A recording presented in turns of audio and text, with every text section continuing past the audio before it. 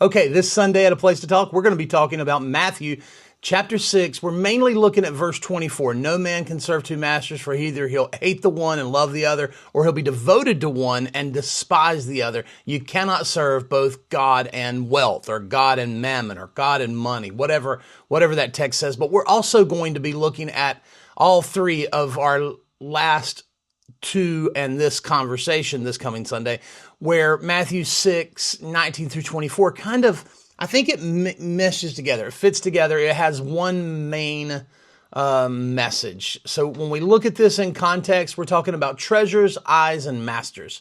So in our first conversation, we talked about how what we invest in reveals where our heart is. Then we talked about last week how our eyes, what we focus on, it kind of shapes our entire inner world. It shapes our bodies.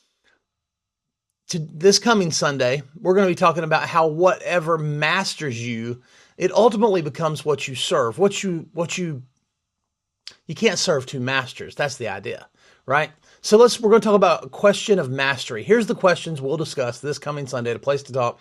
Love to have you be a part of it. We meet at 10:30 in the mornings each Sunday morning at 1546 Brookford Church Road. A Place to Talk is a church that we kind of say it like this. If you're like wondering if you should leave Christianity, on the last road out of Christianity, take a stop by A Place to Talk and let's have a conversation. We're kind of a place that's comfortable talking about Christianity, not just from a we're all Christians standpoint, but also from a skeptical standpoint and from a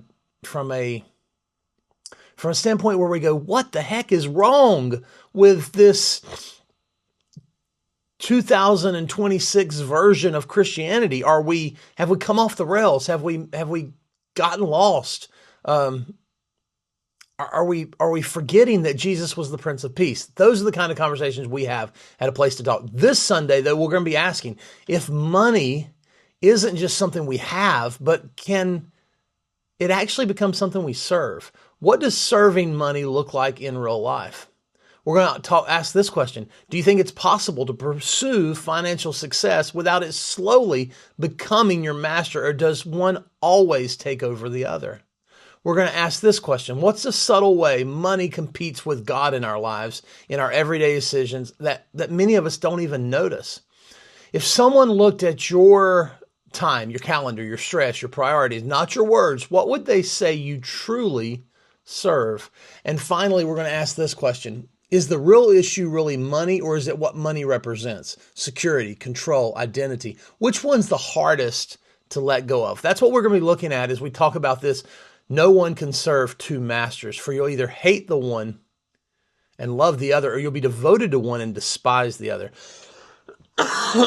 You cannot serve both God and wealth. Okay, so there's this study in the 1960s, and neuroscientists David Hubel and Torsten Wenzel, they ran experiments on kittens, right? They wanted to understand how vision develops. So they sewed one eye shut, right?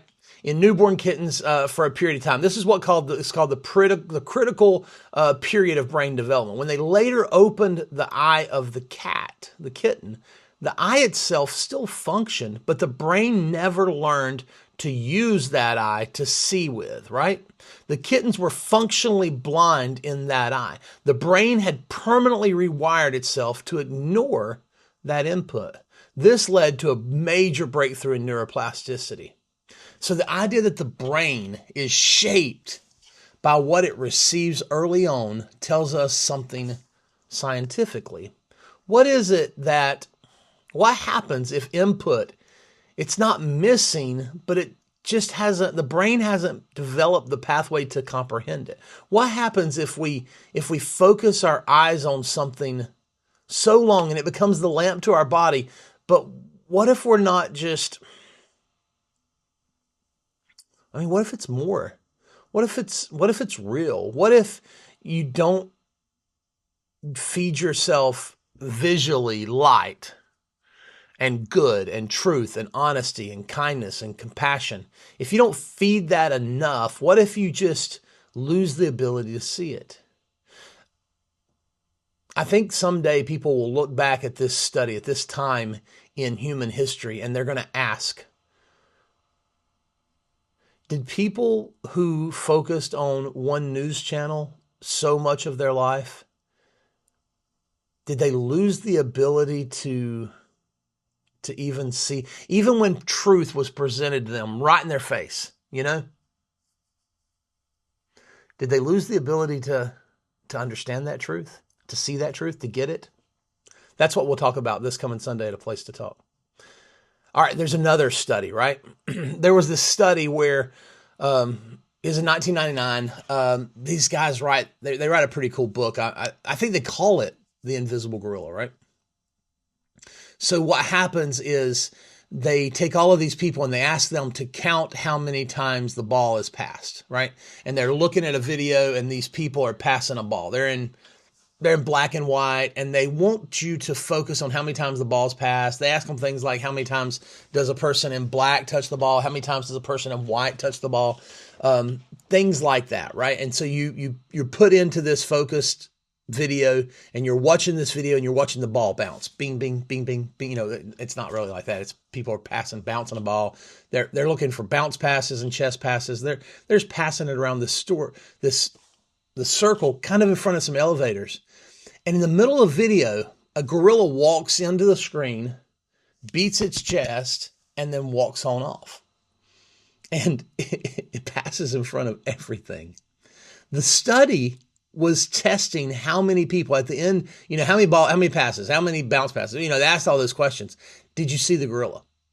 And they say, well, what gorilla? Like people literally don't see the gorilla, right? They never even notice it. They talk about how there's a story in that book. I read the book years ago, and I can't remember the name of the book. I think the book's called The Invisible Gorilla, but I can't remember the details of this story. But there's a police chase, and the police are all chasing this one man, and they're so focused on this man they don't notice other police officers like beating or killing somebody. It's shocking. It talks about in this story, or this book, how many times there's car accidents with motorcycles because people are trained, their eyes are trained to look for two headlights. And when they see one headlight coming, they just totally miss it. They don't see the motorcycle. I wonder if the way we train our brain to look at something is going to cause us to maybe miss something else entirely. We won't even see it. This Sunday at A Place to Talk, we're going to be talking about how our eyes are the lamp to our body and how we can't have two masters. Okay, one more study in the late 1800s, right? These scientists, I think George M. Stratton was involved. He took people and he gave them these glasses that would cause them to see the entire world upside down. At first, everything was wrong. They couldn't hardly walk. The world felt totally wrong. They were just really, really screwed up. I'm reading this book right now called Hail Mary. There's a movie coming out, but in this book, the guy wakes up from a coma, and from a coma. And anyway, long story short, he is trying to figure out what's wrong with the gravity in the room, and he can't figure it out. It kind of reminds of that. I don't know. I just kind of had a flashback to that book. But anyway, in this story, in the study, the people have these glasses on that turn everything in their vision upside down. What happened is they slowly adapt to it. And then after a period of time, when their glasses are taken off, they struggle to not think everything right side up now is wrong. It feels wrong to them because they look for long enough, they viewed the world entirely upside down, and it messed up their perception of reality. When something was right, they felt like it was wrong.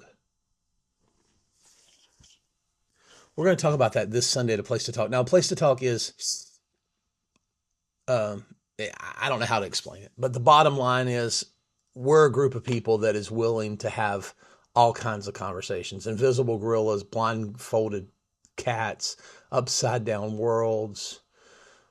What happens when we let something become our master that should not? Let's talk about it this Sunday at A Place to Talk. Look forward to having you there. 10:30 a.m. This coming Sunday will be, I don't know, sometime in the 20s of April. I'm not looking at a calendar right now. April 26th, I'm guessing. I don't know. This coming Sunday at A Place to Talk. Love to have you there.